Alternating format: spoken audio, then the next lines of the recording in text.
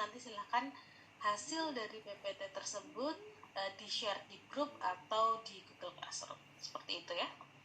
Oke. Oke, Ibu akan merefresh kembali sedikit materi terkait dengan minggu yang lalu ya teman-teman. Sebentar.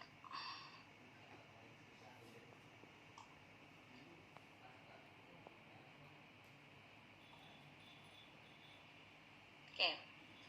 Kembali lagi teman-teman sekalian pada konsep hukum administrasi negara, bahwa dalam penegakan hukum administrasi negara itu terbagi menjadi dua bentuk ya. Ketika teman coba di refresh kembali materi-materi teori-teori yang sudah didapatkan pada mata kuliah hukum administrasi negara.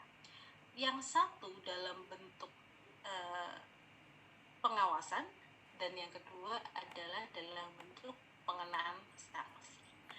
Sehingga saat ini ketika kita berbicara terkait dengan hukum pengawasan pemerintahan, maka kita berbicara pula terkait dengan penegakan hukum administrasi atau law enforcement, penegakan hukum.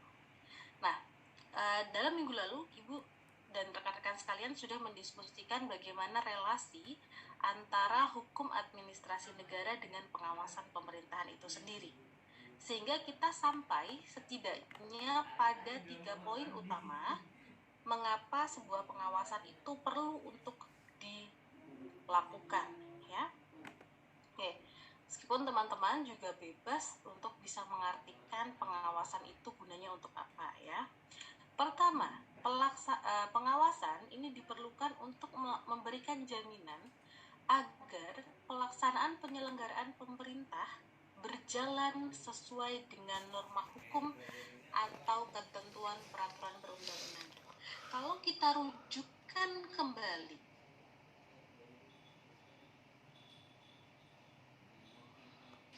kepada budaya hukum civil law, kita bisa merujuk pada sistem Wetmating-Heet van Bestor ya, atau pemerintahan berdasarkan undang-undang. Kalau dirujuk pada sudut pandang budaya hukum common law atau rule of law-nya AVBC, maka kita melihat ada satu prinsip, general prinsipnya adalah due process of law atau prinsip-prinsip legalitas, di mana tadi harus ada sebuah peraturan yang kemudian diselenggarakan oleh pemerintah. Sebagaimana kita adalah negara hukum yang ketika kita melihat dari corak peraturan perundang-undangan, kita melakukan kodifikasi dan membuat peraturan-peraturan tertulis, maka peraturan-peraturan tertulis itulah teman-teman yang harus